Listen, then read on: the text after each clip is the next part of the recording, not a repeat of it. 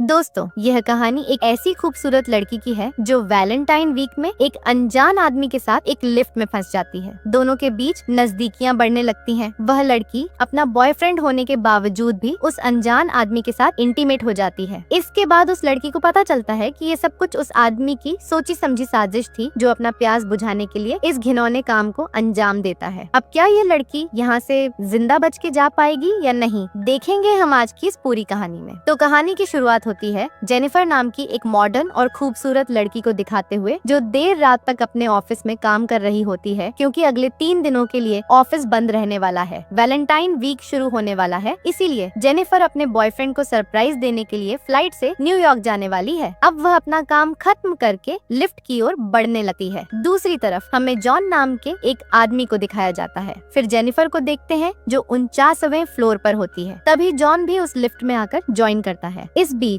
John Jennifer से बात करने की कोशिश करता है तो जेनिफर उसकी बातों को सुनकर थोड़े बहुत जवाब भी दे देती है। फिर जॉन लिफ्ट की दीवार में बना एक ड्रॉ जेनिफर को दिखाता है और जैसे ही जेनिफर उस तरफ देखती है तभी ये लिफ्ट अचानक रुक जाती है। इससे दोनों घबरा जाते हैं और समझ नहीं पाते कि अचानक ये लिफ्ट कैसे रुक गई। इसके बाद जॉन लिफ्ट पर बने बटन दबाने लगता है लेकिन कुछ नहीं होता। फिर मदद के लिए दोनों कैमरे पर भी इशारे करने लगते हैं। इसके बाद दोनों अपने फोन चेक करते हैं तो किसी के भी फोन में नेटवर्क नहीं था। इस तरह 15 मिनट बीत जाने के बाद ये लोग दरवाजे पर चिल्लाने लगते हैं, लेकिन उन्हें बाहर से सुनने वाला कोई भी नहीं था और ना ही लिफ्ट के बाहर उनकी आवाज जा रही थी। इसके बाद जॉन कहता है कि अब शायद हमारे पास बस एक ही रास्ता है कि हम लिफ्ट के ऊपर से जाने की ट्राई करें। इसलिए जेनिफर अब जॉन के कंधे पर चढ़ जाती है और लिफ्ट के रूफ को तोड़ने की कोशिश करती है। इसी बीच जेनिफर के हाथ में चोट भी लग जाती है। अब यहाँ पर उनका 1 घंटा बीत चुका होता है, इसीलिए जेनिफर को अब एहसास हो जाता है कि उसकी फ्लाइट मिस हो चुकी है। वो बहुत ही निराश होने लगती है। यह देखकर जॉन थोड़ा मजाकिया बातें करने लगता है ताकि जेनिफर का मूड ठीक हो सके। दोनों एक दूसरे को अपना नाम बताते हैं और बातें करने लगते हैं, क्योंकि उन्होंने मान लिया था कि अब यहाँ से निकलने की हर कोशिश बेकार है। इसी बीच जेनिफर को प्यास लग जाती है तो जॉन अपनी पानी की बोतल उसे दे देता है और मजाक भी करने लगता है कि अगर तुम चाहो तो हम शैंपेन की बोतल भी खोल सकते हैं। जेनिफर इस बात पर हंसती है और उसकी बोतल से पानी पीती है। फिर बदले में जॉन को कुछ कैंडीज देती है। अब धीरे धीरे समय बीतता है और उन्हें यहाँ 4 घंटे बीत जाते हैं। जेनिफर बताती है कि उसे टॉयलेट लग रही है, लेकिन यहाँ टॉयलेट करने के लिए कोई भी जगह नहीं है, इसलिए उसने बहुत देर से रोक कर रखा हुआ है और उसे शर्म भी आ रही है, क्योंकि एक अनजान आदमी के सामने वो कैसे टॉयलेट करेगी। लेकिन जॉन उसे समझाता है कि शर्माने की कोई बात नहीं है, मैं प्रॉब्लम को समझ सकता हूँ। तुम चाहो तो मैं आंखें बंद कर लूंगा, फिर तुम कोने में जाकर कर लेना। अब जेनिफर कर भी क्या सकती थी, तो वो एक कोने में जाकर टॉयलेट करने लगती है और जॉन से कहती है कि तुम अपनी आंखों के साथ साथ कान भी बंद करो ताकि कुछ सुन भी ना पाओ। तो जॉन ऐसा ही करता है और साथ ही गाना भी गाने लगता है ताकि बची कुची आवाज भी ना सुनाई दे। इससे जेनिफर और भी थोड़ा कंफर्टेबल होकर अपना काम कर लेती है। इसके बाद अब धीरे धीरे दोनों के बीच नजदीकियां बढ़ने लगती हैं और वो अपने बारे में एक दूसरे को बताना शुरू कर देते हैं। जेनिफर बताती है कि वह न्यूयॉर्क जाने वाली थी अपने एक्स बॉयफ्रेंड को सरप्राइज देने के लिए और उनके रिलेशन फिर से ठीक होने वाले थे, लेकिन सब कुछ यहाँ फंसकर खराब हो गया है। जॉन कहता है कि उसके लिए काम ही सब कुछ है, इसलिए इस वीकेंड पर वो कुछ खास नहीं करने वाला था। इसके बाद जॉन अपनी शैंपेन की बोतल खोलता है और वो एक साथ शैंपेन पीते हैं। इस बीच जॉन कहता है कि मैंने पहले भी तुम्हें ऑफिस में कई बार देखा है, लेकिन कभी भी बात करने की कोशिश नहीं की। मुझे लगा कि मेरी बातों से तुम्हें अच्छा लगेगा या बुरा, इसलिए कभी बात नहीं की। ये सुनकर जेनिफर मुस्कुराती है और कहती है कोई बात नहीं, पर तुम्हें बताना चाहिए था कि तुम भी यहाँ काम करते हो। फिर जेनिफर कहती है क्यों ना हम अपनी लाइफ के बारे में कुछ बात करें। फिर वो अपना फोन निकालती है और जॉन से अपने इंटीमेट एक्सपीरियंस के बारे में बात करने के लिए कहती है, लेकिन जॉन शर्माने लगता है। तो पहले जेनिफर अपने बारे में बताना शुरू करती है कि उसने पहली बार कॉलेज लाइफ में अपने एक बॉयफ्रेंड के साथ लाइब्रेरी में किया था और उसकी जिंदगी का यह सबसे पहला और यादगार एक्सपीरियंस था। फिर जॉन की बारी आती है तो वो कहता है कि उसकी जिंदगी में ऐसा कोई भी एक्सपीरियंस नहीं है। फिर बातों बातों में जॉन पूछता है क्या मैं तुम्हें किस कर सकता हूँ, तो जेनिफर भी मन ही मन मान लेती है। फिर जॉन उसके करीब जाता है और उसे किस करने लगता है। इस बीच वो बेकाबू होकर आगे बढ़ते बढ़ते वहीं पर दोनों एकदम पानी पानी हो जाते हैं। पानी पानी मतलब अच्छे से इंटीमेट हो जाते हैं।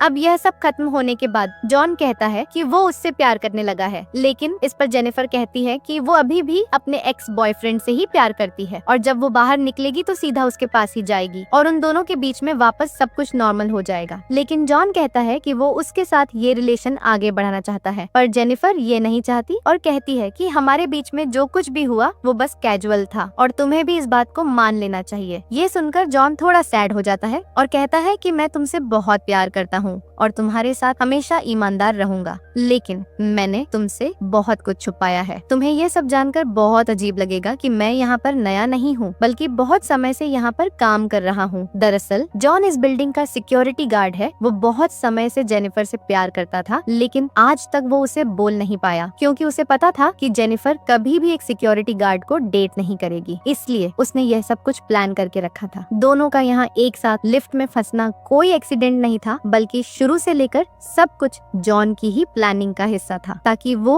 उसे हासिल कर सके। ये सब बताने के बाद जॉन लिफ्ट की एक चाबी निकालता है और जेनिफर से कहता है कि अगर वो चाहे तो यहाँ से जा सकती है। फिर उस चाबी को लगाकर लिफ्ट को शुरू कर देता है, लेकिन जेनिफर यह सब सुनकर बहुत गुस्सा हो जाती है और कहती है कि तुम एक किडनैपर हो, तुमने मुझे किडनैप करने की कोशिश की है। अब यहाँ से निकलने के बाद मैं सीधा पुलिस के पास जाऊंगी और उन्हें सब कुछ बता दूंगी। पर यह सुनते ही जॉन फिर से लिफ्ट बंद कर देता है, तो वो चाबी लेने भागती है, पर जॉन उसे पकड़ लेता है और इसी जबरदस्ती से लिफ्ट की चाबी पैर लगकर टूट जाती है। अब ये दोनों सचमुच यहाँ पर फंस चुके थे क्योंकि सिर्फ चाबी से ही वो यहाँ से निकल सकते थे। इसके बाद जेनिफर गुस्से में आकर जॉन के मुंह पर अपने सैंडल से मार मारकर उसे बेहोश कर देती है, पर अगले ही पल वो डर जाती है। उसे लग रहा था कि जॉन शायद मर गया है, तो उसके पास जाकर देखने लगती है। तभी वो होश में आकर जेनिफर को भी फ्लोर पे मारकर बेहोश कर देता है और अब ये दोनों ही बेहोश होकर पड़े होते हैं। आगे देखते हैं कि थोड़ी देर बाद दोनों को होश आता है तो जेनिफर जॉन से कहती है, पूरी बिल्डिंग में सिर्फ तुम ही एक सिक्योरिटी गार्ड तो नहीं हो सकते। इस पर वह कहता है कि आज रात को यहाँ पर 2 सिक्योरिटी गार्ड आने वाले थे, पर मैंने उन दोनों से कहा था कि मैं उनका शिफ्ट भी कर लूंगा। फिर जेनिफर गुस्से में कहती है कि तुम एक साइको हो। ये सुनते ही जॉन पूरी तरह पागल हो जाता है और साइको की तरह इधर उधर तोड़ फोड़ करने लगता है। फिर कुछ देर बाद जॉन देखता है कि हर लिफ्ट से बाहर जाने का एक रास्ता होता है। इस लिफ्ट के ऊपर कोई भी स्क्रू नहीं है, तो शायद ऊपर कोई रास्ता जरूर हो सकता है। जिसके बाद वह लिफ्ट के ऊपर चढ़ता है और वहाँ पर उसे बाहर जाने का रास्ता मिल जाता है। जिसके बाद जेनिफर से कहता है कि उसे ऊपर चढ़ने में उसकी मदद चाहिए, पर जेनिफर को उस पर भरोसा नहीं था, इसलिए वह कहती है कि मैं तुम्हें नहीं उठा पाऊंगी, तो तुम मुझे पहले जाने दो, फिर मैं वहाँ पहुँचकर तुम्हें ऊपर खींच लूंगी। और वादा करती है कि वह बाहर जाकर पुलिस को कुछ भी नहीं बताएगी और यहाँ से निकलने के बाद वो दोनों एक नई शुरुआत करेंगे। अब इस बात पर जॉन को भरोसा हो जाता है और वो जेनिफर को ऊपर चढ़ा देता है। ऊपर चढ़कर जेनिफर को सीढ़ी दिखाई देने लगती है, तो जॉन कहता है अब मुझे भी ऊपर खींच लो, लेकिन जेनिफर उसे धोखा दे देती है और उसे बाहर नहीं निकालती। यह देखकर जॉन एकदम गुस्से से पागल होने लगता है, लेकिन फिर वो भी कपड़ों की रस्सी बनाकर उस लिफ्ट से बाहर निकल आता है और उस सीढ़ी से जेनिफर की तरफ जाने लगता है। उधर जेनिफर किसी तरह आगे जाकर एक डोर से बाहर निकलने ही वाली होती है, तभी जॉन वहाँ जल्दी से पहुंचकर उसे नीचे से खींच लेता है, जिससे दोनों सीधा नीचे आकर वापस लिफ्ट में गिर जाते हैं और वहीं पर बेहोश हो जाते हैं। थोड़ी देर बाद जब जेनिफर को होश आता है, इतने में जॉन को भी होश आने लगता है, पर जेनिफर उसे मारकर फिर से गिरा देती है और फिर कपड़ों से उसके हाथ बांध देती है। वो चिल्लाने लगता है, पर जेनिफर सिगार कटर लेती है और उसके बेबी कॉर्न को काटने वाली होती है। यह देखकर जॉन डर के मारे चिल्लाने लगता है, तो उसे तड़पता देखकर जेनिफर रुक जाती है। इसके बाद वह ऐसा न करके अपना मोबाइल फोन निकालती है और जॉन के कन्फेशन को रिकॉर्ड करने लगती है, जिसमें वह सब कुछ बताता है कि वो किस तरह एक एक प्लान करके जेनिफर को लाकर इस लिफ्ट में फंसाने की कोशिश कर रहा था। उसे जेनिफर अच्छी लगने लगी, इसलिए जेनिफर को हासिल करने के लिए उसने लिफ्ट को जानबूझकर बंद कर दिया। फिर एडी नाम का एक आदमी भागते हुए मदद करने के लिए आता है और लिफ्ट को बाहर से खोलने की कोशिश करता है, पर लिफ्ट फ्लोर से थोड़ा ऊपर फंसा हुआ था, तो जेनिफर एडी को मदद करने के लिए कहती है। पर जैसे ही एडी लिफ्ट नीचे लाने के लिए कुछ करने जाता है, तो जॉन आकर जेनिफर को मार के हटा देता है। इसके बाद एडी जॉन को एक और चाबी देता है, जिससे वो लिफ्ट को वापस चालू कर सके, पर जॉन कहता है कि चाबी काम नहीं कर रही, तो क्या तुम अंदर आकर हेल्प कर सकते हो। यह सुनकर हेल्प करने के लिए एडी जैसे ही लिफ्ट के अंदर जाता है, तभी जॉन लिफ्ट चालू करके उसका हाथ पकड़ लेता है, जिससे एडी वहीं फंसकर बहुत बेरहमी से मारा जाता है। जेनिफर ये देखकर चिल्लाने लगती है, तो जॉन उसे भी मारकर बेहोश कर देता है। फिर आगे देखते हैं कि जॉन जेनिफर को उठाकर एक कार की डिक्की में ले जाकर बंद कर कर देता है। इसके बाद उस कार को लेकर एक सुनसान जगह पर जाता है। फिर वो कार की